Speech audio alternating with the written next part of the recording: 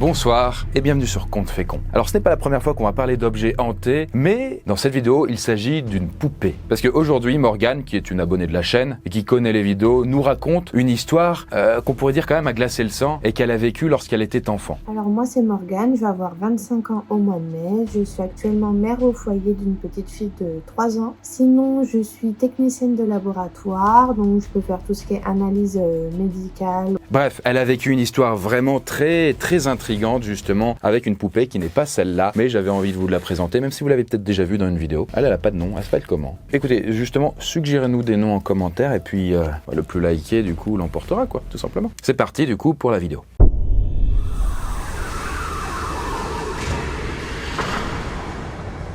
Alors très bien. Déjà, faut savoir que depuis toute petite, Morgane vit des expériences qu'on pourrait dire d'assez étranges. Alors elle était trop petite pour s'en souvenir aujourd'hui, mais c'est sa sœur et sa mère qui lui ont raconté après coup. Son père de son côté n'y croyait pas du tout et pensait juste que c'était son imagination. Je parlais à des gens qui n'étaient pas là, qui n'existent pas. J'entendais même des fois des voix dans la nuit. J'avais des trucs qui s'enclenchaient tout seul, donc des jouets, des musiques, des lumières.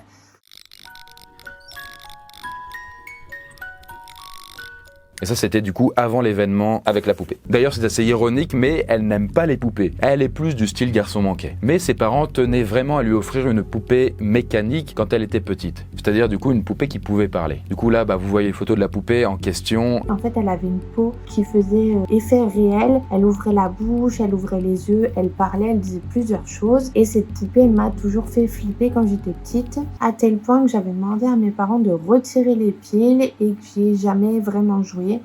Mais elle l'emmène quand même à la mer un jour alors qu'elle a 4 ans. Et du coup, ce qui devait arriver arriva. L'eau de mer et les circuits électriques ne font pas bon ménage. Et donc la poupée prend l'eau et les circuits sont foutus. Mais il faut quand même savoir une petite particularité, c'est que sa mère ne jette pas la poupée, même si elle est cassée. Parce qu'elle se dit que voilà, ça peut toujours servir. Elle est du genre à ne rien jeter, vous voyez. Donc, cette poupée a été rangée dans un placard pendant une bonne dizaine d'années. Ma mère a refait ma chambre, donc j'ai récupéré la chambre de ma grande sœur et la poupée, elle, est restée dans le placard de mon ancienne chambre. Et en fait, pour vous dire, du coup, visuellement, il y a un mur de séparation entre les deux chambres, mais pour aller de l'une à l'autre, il faut faire tout le tour de l'appartement qui forme une sorte de U. Et donc, du coup, pendant la rénovation, on est alors en 2011 et Morgane a 14 ans. Une nuit, qui semble être comme une autre, Morgane dort paisiblement dans sa chambre. Soudain, dans le noir, elle entend une voix. Et cette voix, c'est celle de la poupée qui appelle. C'était vraiment terrifiant en fait parce que même si ça faisait des années que j'avais pas entendu le son de la voix de cette poupée, de sa voix, voilà, du mécanisme de la poupée, je l'ai tout de suite reconnu dans mon sommeil, donc forcément ça m'a réveillée en sursaut. J'étais pétrifiée au fond de mon lit, j'arrivais pas à bouger, j'arrivais pas à parler. Et puis alors après plusieurs secondes, qui semblent durer une éternité, elle trouve la force d'hurler et d'appeler sa mère. Sa maman alors accourt et dit qu'elle aussi, elle a entendu la voix de la poupée. D'ailleurs, à voir le visage de sa mère, elle se rend compte qu'elle aussi, elle est quand même terrifiée. Mais la maman joue son rôle d'adulte responsable et courageuse et elle essaye de le cacher. Morgane se lève alors et accompagne sa mère dans son ancienne chambre. Sachant que pendant tout le moment où elle marche, il y a toujours la poupée qui continue à dire. Donc on avait les poils hérissés, la chair de poule, franchement, je pense qu'on n'était pas loin de tomber dans les vagues tellement c'était angoissant et tout ça, ça a duré déjà depuis un petit moment. Pas en minutes mais pas loin parce que le temps que je me réveille, que je réalise et que je trouve la force d'appeler ma mère et qu'elle vienne, ça commence à faire un bout de temps que la poupée nous appelait, entre guillemets. Donc on va dans mon ancienne chambre et ma mère pose la main sur la poignée, la poupée disait toujours maman à ce moment-là. Et à la seconde où ma mère appuie sur la poignée et donc ouvre la porte, la poupée s'est arrêtée net.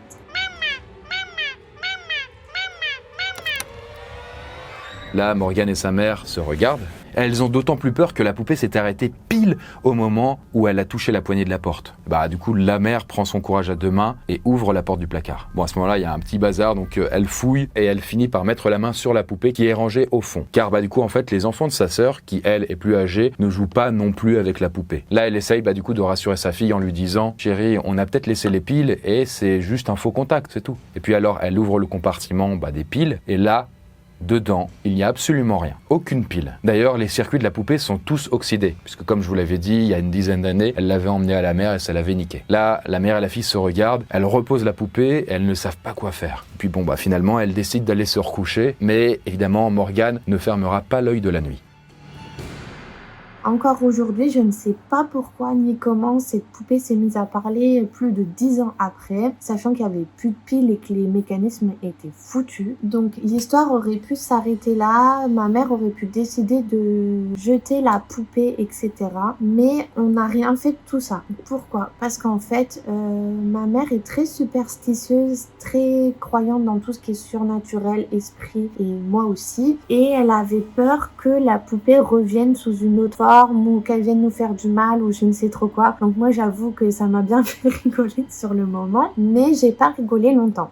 À cette époque-là, Morgane s'amusait à faire du Ouija chez des amis et elle essayait à ces moments-là de rentrer en contact avec sa grand-mère maternelle, décédée depuis un moment. Et lors d'une séance de Ouija, on a trouvé ça drôle de parler de la poupée et de demander ce qu'elle me voulait. Et en fait, la séance de Ouija se passe et du coup à cette question, nous avons eu la réponse que la poupée me regardait dormir, qu'elle me voulait du mal et qu'elle me suivait. Bon, autant vous dire qu'à ce moment-là, Morgane est tétanisée et qu'une fois la séance de Ouija terminée, elle a trop peur de rentrer chez elle. Mais elle finit quand même par y aller. Et d'ailleurs, elle ne sait pas pourquoi, mais une fois de retour chez elle, eh bien, elle fait un truc super glauque. Elle prend un lacet et elle pend la poupée dans sa nouvelle chambre. Parce qu'elle se dit que comme ça, elle est attachée, donc du coup, elle peut pas lui faire de mal. Sauf que, petit bémol là-dedans, c'est que, eh bien, Morgane a oublié de prévenir sa mère. Et du coup, lorsque sa maman rentre dans la chambre et qu'elle n'est évidemment pas prévenue, elle pousse un hurlement totalement terrifié.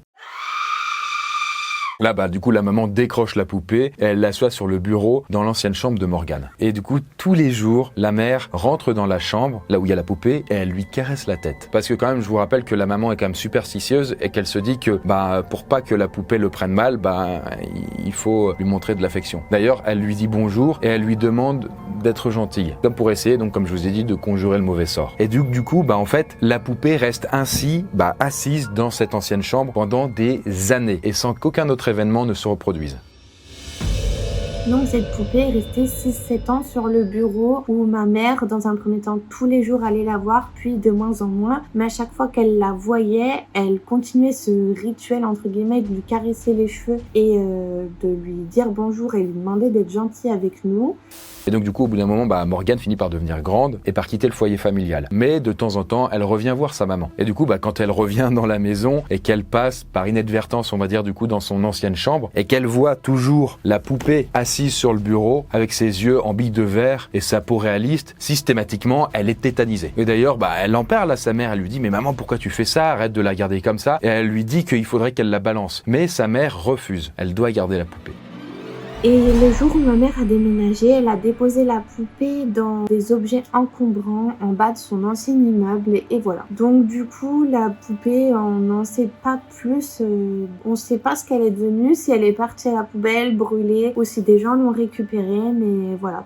Bon, aujourd'hui, avec le recul, en fait, Morgane ne pense pas qu'il s'agissait d'un fantôme. En fait, elle écarte l'idée que ce soit un esprit qui ait pu prendre possession de la poupée. Pourtant, quand même, elle croit aux objets maudits. Mais elle ne pense pas que ce seraient des fantômes qui seraient dedans, mais plus peut-être des énergies inconnues. Et que, certains objets ont la capacité, en fait, d'emmagasiner ces énergies à travers leur vécu. Je ne pourrais pas expliquer ça de façon rationnelle puisque les circuits étaient totalement oxydés, ils n'étaient plus du tout opérationnels, ils pouvaient plus fonctionner et en plus de ça il n'y avait pas de pile le jour où la poupée s'est remise à parler. Donc clairement je ne sais pas comment je peux expliquer ça à part qu'il y a quelque chose quelque part qui a activé cette poupée. D'ailleurs, elle sait que beaucoup de personnes ne la croiront pas. Mais en même temps, pour se rassurer et se dire qu'elle n'était pas folle ou elle n'a pas halluciné, elle l'a quand même vraiment entendu avec sa maman. Enfin voilà. En tout cas, vous, qu'est-ce que vous pensez de cette histoire? Est-ce que vous partez de l'idée que peut-être Morgane aurait attiré les mauvais esprits à force de faire du Ouija? Que peut-être, justement, avec cette pratique un peu occulte, elle aurait ouvert une porte entre deux mondes et que ça aurait permis à des esprits de s'engouffrer, d'utiliser la poupée comme résonateur pour pouvoir communiquer avec elle. Voilà, ça c'est l'hypothèse ésotérique. Après, s'il y avait quelque chose de plus rationnel, qu'est-ce que ça pourrait être? En tout cas, je ne sais pas si on le saura puisque désormais elles n'ont plus la poupée et on ne sait pas ce qu'elle est devenue. Mais en tout cas, pour la petite info, la peur des poupées a un nom et ça s'appelle la pédiophobie. Et cette peur serait apparemment causée par le fait que le cerveau n'accepte pas la vue d'un visage humanoïde mais sans expression. Parce que du coup, évidemment, le cerveau est quand même très bien conçu pour pouvoir détecter les émotions sur le visage. Et comme les poupées, ou même les clowns, en vrai, du coup, n'en ont pas, du coup, ça peut être vraiment vécu comme quelque chose de bizarre, d'anormal, et ça peut faire flipper. Et d'ailleurs, justement, plus le visage est réaliste, et plus les moindres petits défauts ou anomalies peuvent être vécus comme flippants. C'est ce qu'on appelle d'ailleurs, du coup, dans la robotique, la Uncanny. Enfin voilà, j'espère en tout cas que cette histoire vous a plu. Et si vous-même vous avez vécu des choses intéressantes et flippantes, n'hésitez pas à en parler en commentaire, ou même, du coup, à passer par le lien en description pour pouvoir éventuellement figurer dans une prochaine vidéo. Sur ce, on se dit à la prochaine. Bonne nuit.